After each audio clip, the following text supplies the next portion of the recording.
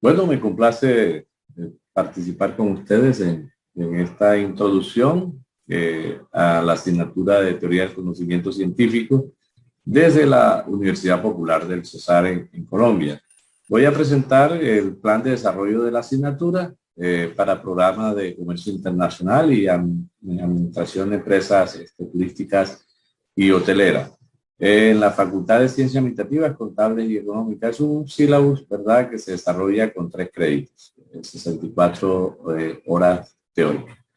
Bueno, mi nombre es Miguel Chagin, lo dije, ¿no?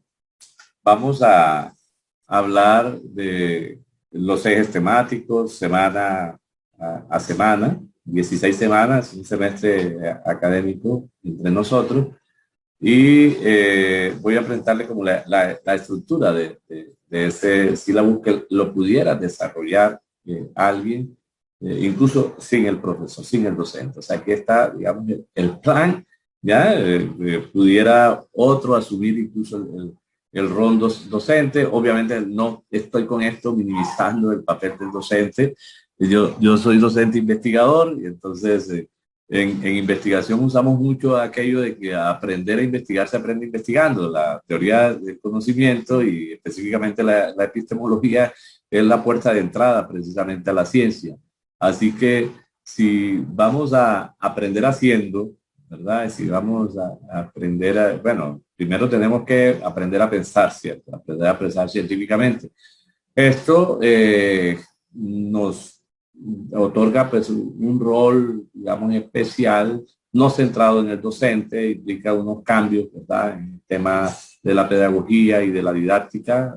Aquí lo consideramos como didáctica dialógica, no centrada en el docente, centrada, ¿verdad?, en esa relación o esa integración entre diversos saberes, contextos, actores. En este caso, digamos, como actor está el docente, está el estudiante, está también el programa, está el contexto donde está ubicado, ¿verdad?, la universidad, etcétera. Así que, bueno, vamos a ver paso a paso, semana a semana, cómo se iría desarrollando, ¿verdad?, una asignatura en teoría del conocimiento científico. Lo primero es como mirar la naturaleza de la actividad científica, o sea, qué es lo que hace que algo le llamemos científico, a una actividad, a una forma de pensamiento y también a un tipo de trabajo, a un estilo de trabajo. Me gusta ese concepto de estilo de trabajo como paradigma que proponía, ¿verdad?, Carlos Vasco pensando en Habermas. Bueno, los elementos, digamos, del plan, o sea, los elementos relevantes dentro del formato, digamos, de trabajo que presenta la Universidad Popular de Cesar, está, bueno, cómo se hace esa docencia directa. Bueno, en el caso, pues, mío, lo desarrollaría a partir de exposiciones del docente, pero también de la participación del estudiante. Ahora, acabo de decir, y si el docente no está, entonces, ¿qué se hace? Bueno, está el plan y dentro del plan están unos ciertos referentes teóricos que pueden, ¿verdad?, tenerse como uno de los elementos para el desarrollo del tema, pero pueden ser incluso los mismos estudiantes rotándose roles para desarrollarlo. Bueno, en caso, ¿verdad?, de que se esté pensando que se puede desarrollar, porque la idea de esto es que cualquiera pueda utilizar este tipo de plan para el desarrollo de una asignatura introductoria de la teoría del conocimiento científico. Dentro de los temas, digamos, de trabajo independiente, el estudiante busca los conceptos, en este caso, de lo que es la ciencia, ¿verdad?, como tal, que lo diferencia de otro tipo de conocimiento. Pues hay vamos a llamarle webgrafía, ¿verdad? O sea, él puede acceder.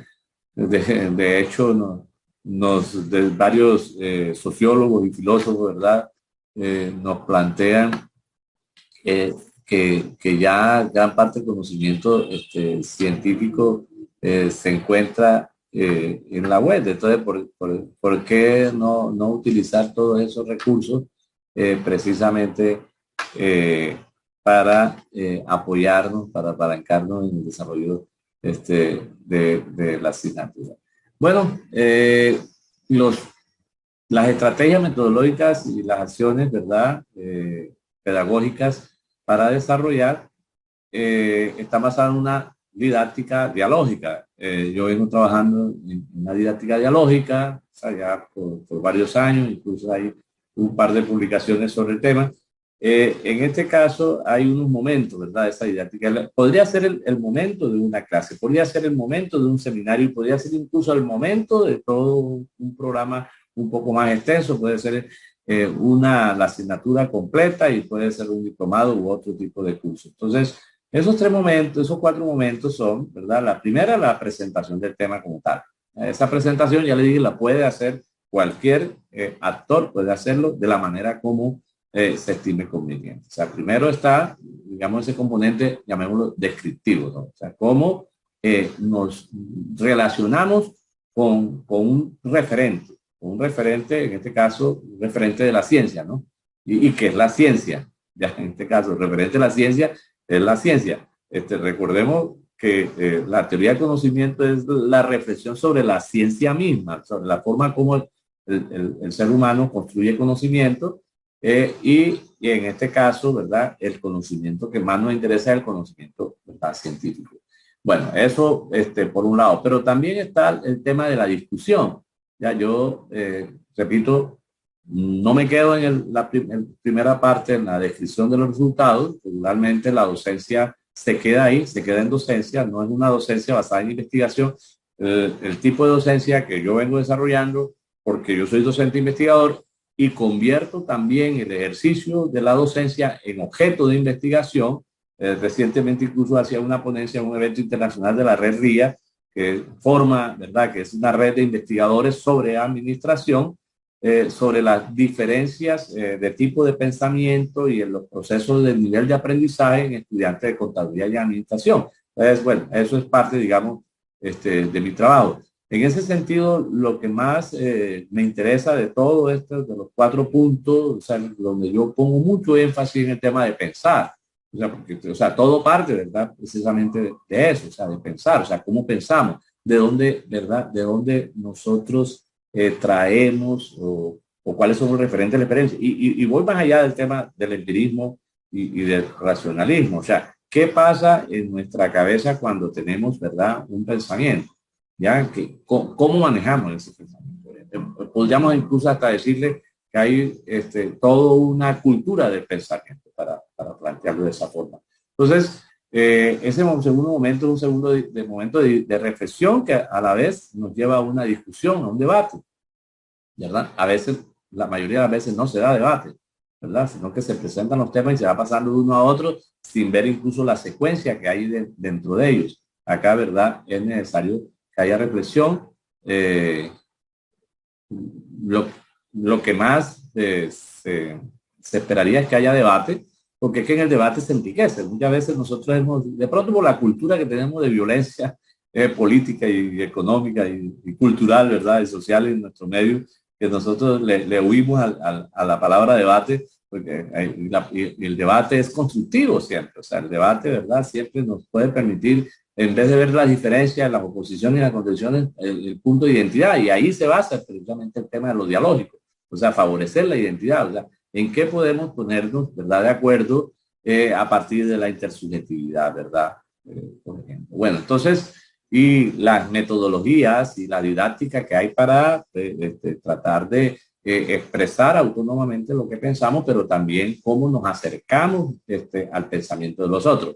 Hoy veía, digamos, un chat de profesores, precisamente de aquí de la Universidad Popular, la diferencia entre trabajo, ¿verdad?, en grupo, trabajo en equipo. Entonces se trata que el curso no sea solamente un grupo, ¿verdad?, un grupo de estudiantes. O sea, ¿cómo lo podemos convertir en un equipo, ¿verdad?, de aprendizaje? ¿Cómo creamos esos equipos de aprendizaje? Entonces, y que no solamente piensen a un nivel de los niveles cognitivos, sino que vaya más allá a los niveles metacognitivos de pensamiento. Eso es lo que se quiere, ¿verdad?, básicamente con una asignatura como esta. Si no, realmente, o sea, yo creo que no, muy poco provecho le podríamos sacar. Un tercer momento de esta didáctica sería la aplicación. Bueno, y entonces, esto, o sea, ¿dónde lo ponemos? O sea, está bien, esto surgió en un contexto determinado, pudo haber surgido en China, como en Grecia, como en cualquier otro lugar, ¿verdad?, como en Europa. Pero esto, ¿verdad?, puesto aquí cómo, ¿verdad? Lo aplicamos. O sea, de qué manera hay una racionalidad, pero también hay un contexto que nos permite mirar la validez del conocimiento. Entonces, a eso le llamamos transferencia. Bien. Y por último, está la valoración, ¿ya? O la evaluación del proceso, ¿verdad? O sea, hasta dónde, ¿verdad? Estamos asimilando, o sea, cómo nos estamos convirtiendo en investigadores. O sea, es la intención, o sea, el propósito del docente, ¿verdad? ¿Cómo nos estamos? Quizá el estudiante no esté sintonizado con eso, tenga ciertos mitos acerca de lo que es la ciencia. De hecho, vamos a mirar un video, ¿verdad? De un expositor mexicano, donde se plantea como las representaciones sociales de la ciencia. O sea, entonces, pero la idea aquí es, bueno, hay posibilidad que nosotros nos convirtamos en científicos, o sea, ¿cómo nos convertimos en científicos?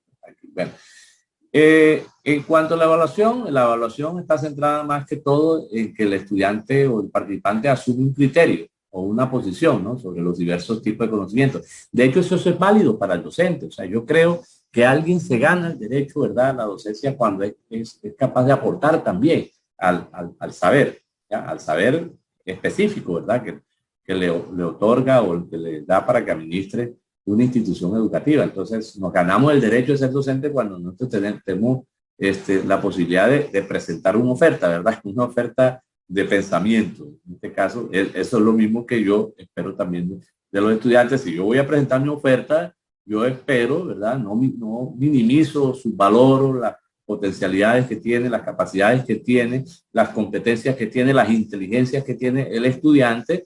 O sea, lo trato de una manera igual, ¿verdad? Le doy el mismo estatus que yo tengo como docente. No es que yo esté por encima del estudiante, sino que el estudiante tiene también las mismas capacidades que tengo yo para pensar, y por lo tanto que haya información, más información o menos información, bueno, se presume que yo tenga más información, pero la actitud con respecto, ¿verdad?, al conocimiento, porque en este caso la actitud crítica, la actitud creativa, las posibilidades de manejar, de concebir los conceptos están ahí. Por eso la evaluación es más una evaluación sobre la manera como se abordan los temas. No es una evaluación con respecto a que si el estudiante está de acuerdo conmigo, está de acuerdo con los textos que lee.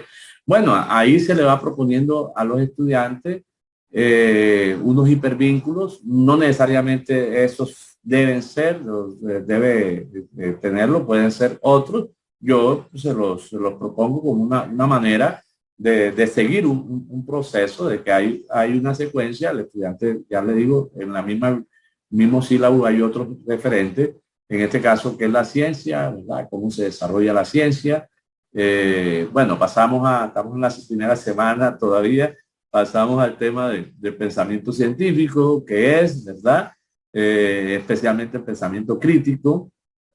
Enfatizamos, ¿verdad?, de que no hay pensamiento científico sin pensamiento crítico, algo que se ha perdido, incluso hoy con la pandemia se ha perdido. O sea, las universidades no están debatiendo sobre lo que es, incluso hay quienes proponen que no hay una pandemia y sin embargo no lo debatimos. O sea, le permitimos a los medios de comunicación que reemplace el papel que tiene la universidad y que tiene cada científico con respecto al tema. Entonces, hoy, ¿verdad?, hay que reivindicar el pensamiento crítico. Sin pensamiento crítico no se pudo haber desarrollado, no se puede desarrollar ciencia.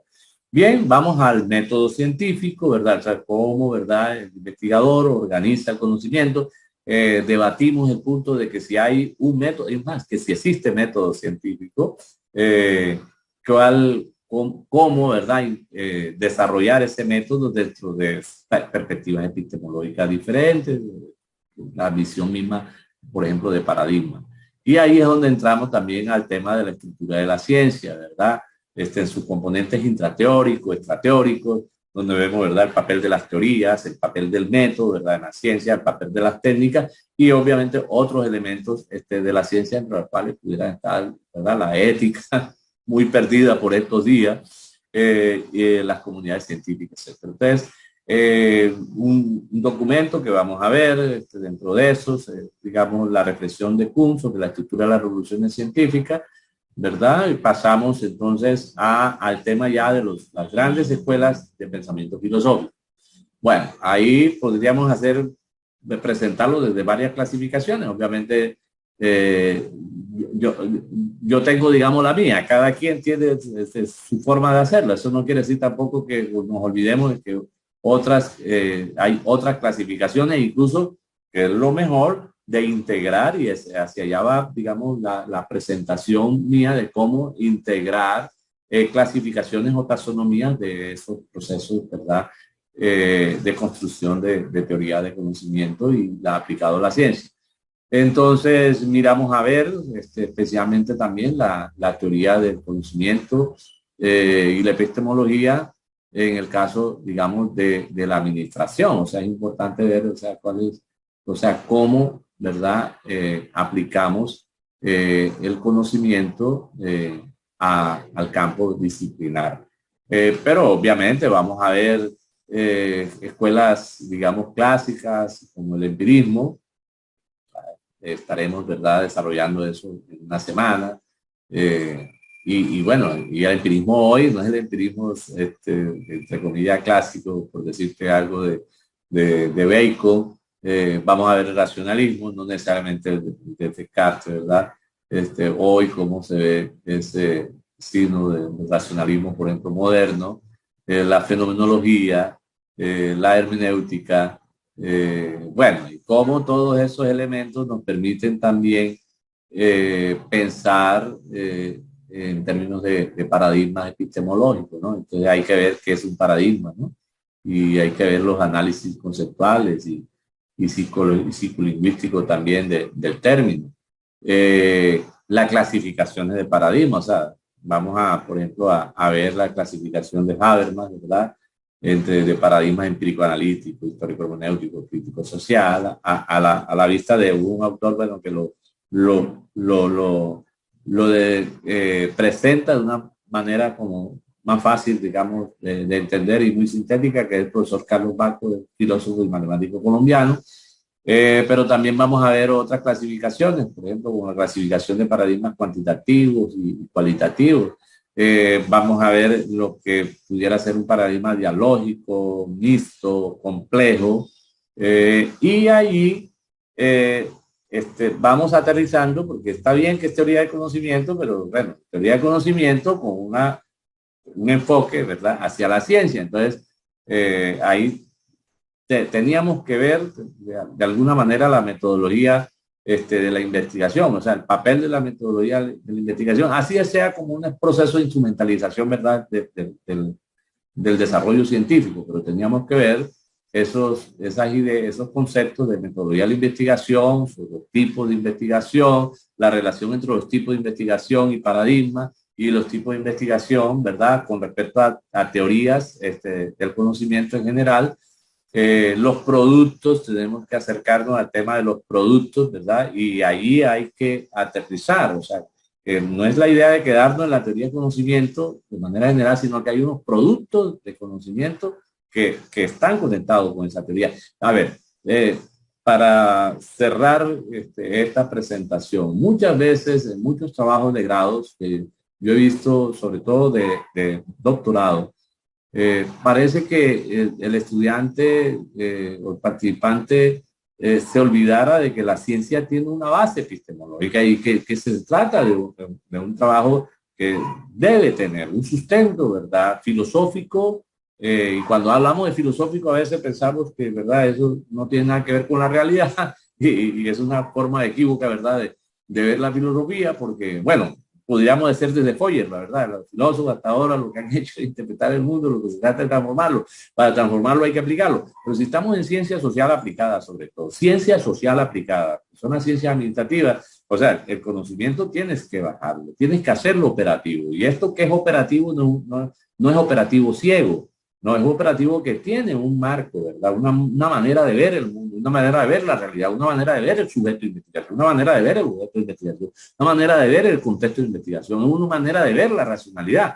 Entonces, eso, como toda actividad humana tiene productos, también hay unos productos, ¿verdad?, de conocimiento o productos resultados de actividad de generación o aplicación de un nuevo conocimiento y ahí, digamos, cerramos con esta asignatura. Bueno, muchas gracias, muy amable. Les habló Miguel Chaguín desde la Universidad Popular de Cesar. Muchas gracias.